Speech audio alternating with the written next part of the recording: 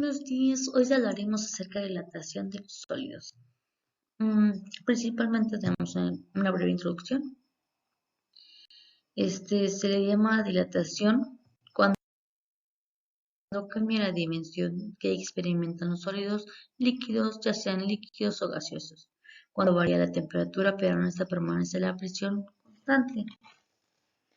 La mayoría de los sistemas aumenta su dimensión cuando se aumenta la temperatura. La dilatación de un sólido. ¿En qué se basa esto? Se llama dilatación térmica al aumento de la dimensión que experimenta un cuerpo un cuerpo material cuando se eleva su temperatura. Al elevarse afecta todo el estado de agregación de la materia, en la variación de la temperatura, en la tabla que muestra los valores de los coeficientes de dilatación, que son los sólidos.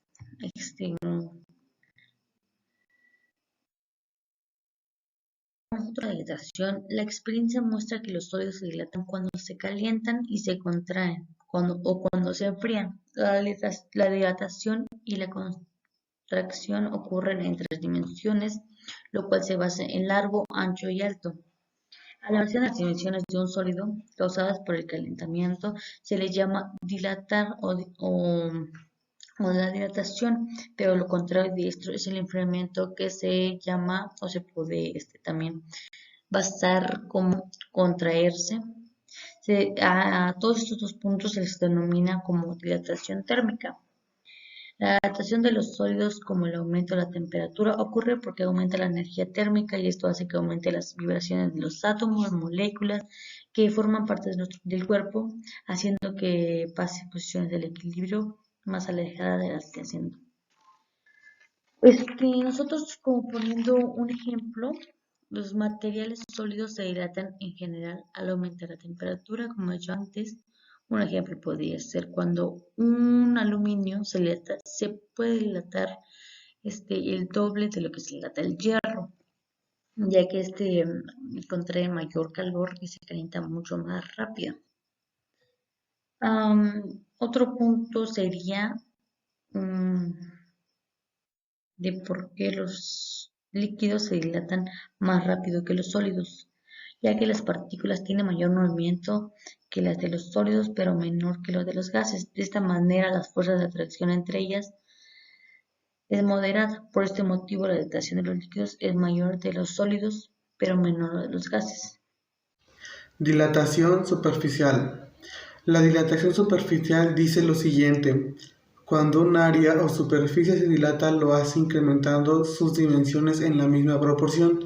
Por ejemplo, una lámina metálica aumenta su largo y ancho, lo que significa un incremento de área. La dilatación de área se diferencia de la dilatación lineal porque implica un incremento de área. Coeficiente de dilatación superficial.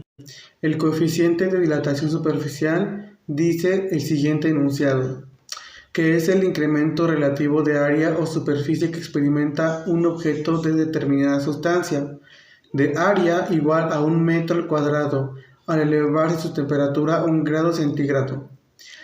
Este coeficiente se representa con la letra griega gamma, que se encuentra detrás de mí. El coeficiente de dilatación superficial se usa para los sólidos. Si se conoce el coeficiente de dilatación lineal de un sólido, su coeficiente de dilatación superficial será 2 veces mayor.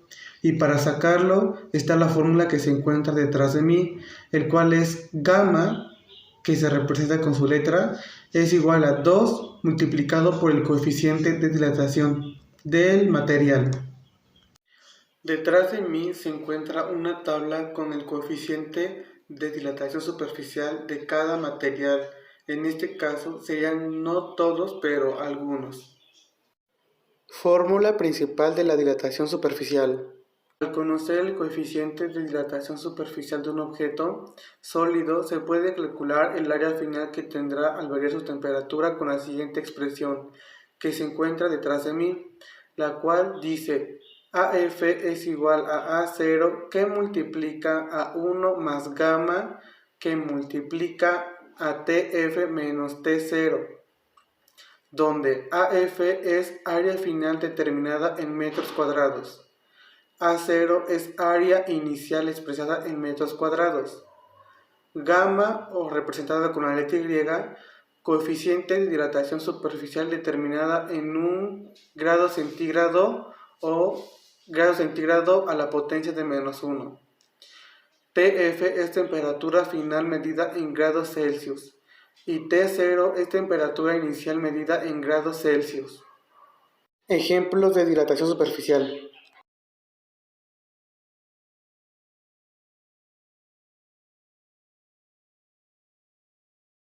La dilatación volumétrica se presenta con mayor notoriedad en materiales que por su forma geométrica resaltan más su volumen, es decir, cuerpos tridimensionales que resaltan su capacidad volumétrica. Para que la dilatación volumétrica se produce en 3 dimensiones, es decir, un material aumenta sus dimensiones en 3: altura, ancho y espesor. Ejemplos claros de materiales con formas geométricas que resaltan su volumen son un cubo de cobre, un cilindro de hierro, una esfera de cualquier material, etc. La fórmula de la dilatación volumétrica es: variación volumétrica es igual a volumen inicial por coeficiente de dilatación volumétrica por variación de temperatura. La variación de volumen expresada en porcentajes podemos calcular de manera similar que en casos anteriores. Este resulta de dividir el valor de la variación volumétrica entre el volumen inicial y el resultado, multiplicarlo por 100, y este representa en porcentaje en cuanto ha cambiado el volumen. La dilatación volumétrica implica el aumento de las dimensiones de un cuerpo, largo, ancho y alto, lo que significa un incremento de volumen. Esta se diferencia de la dilatación lineal porque además implica un incremento de volumen. El coeficiente de dilatación volumétrica es el experimento relativo de volumen que experimenta un objeto de determinada sustancia, de volumen igual a la unidad, al elevar su temperatura en grados Celsius. Este coeficiente se representa con la letra griega beta. Por lo general, su coeficiente se emplea para los líquidos. Sin embargo, si se conoce el coeficiente de dilatación lineal de un sólido, el coeficiente volumétrico solo será 3 veces mayor. Es decir, que podemos multiplicar el coeficiente lineal por 3 y obtendríamos el coeficiente de dilatación volumétrica. La dilatación irregular del agua.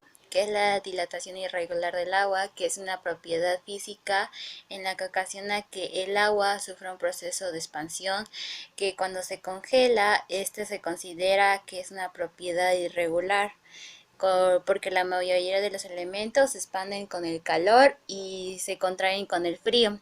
Sin embargo, en el agua ocurre el proceso de expansión en cualquiera de dos cambios de temperatura. La importancia de la dilatación irregular del agua, que este es un fenómeno que es de gran importancia en la vida en el planeta. ¿Cuál sería? Uno de ellos sería en la vida acuática, que más en la época de invierno, que en muchas partes del planeta, en los polos sobre todo, se evidencia en la parte de superiores de los lagos se congela, pero el agua de estas en la parte inferior se mantiene en un estado líquido y el hielo tuviese una mayor densidad, sería posible que se mantuviera en la superficie y esta no se hundiría, y en la vida acuática estaría en riesgo. Ya gracias a esto, la propiedad irregular en el agua debajo se mantiene una temperatura constante de 4 grados Celsius, que esto siendo un factor de clave para la sobrevivencia de las especies en la fauna marina. Como siguiente punto sería en la vida terrestre, que tanto esto se beneficia para las especies marinas, también se beneficia para el ser humano y también para los seres vivos terrestres, que esto es como el fitoplancton, que es uno de los organismos que en la mayoría de los oxígenos que consumimos en el agua, en los océanos se congela, difícilmente es para sobrevivir, ya que ni los humanos ni los animales pueden desarrollarse. Características de la dilatación irregular del agua, que esta puede ser igual que otros cuerpos no líquidos, que al no calentarse también pasa en un proceso de dilatación, transformándose en vapor en el agua. Cuando la temperatura baja, comienza a comprimirse, que en pocas palabras las moléculas se unen y pasa de un estado sólido. Otra de las características sería que al llegar a los 4 grados Celsius esto se vuelve a expandir, y cuando llega al grado de congelación a los 0 grados Celsius, el volumen de esta aumenta a los 9 grados, al 9%. Aproximadamente a esto se debe que las moléculas dejan un espacio entre ellas, y como última característica sería que al aumentar su volumen la densidad baja, por la razón por la cual el hielo flota.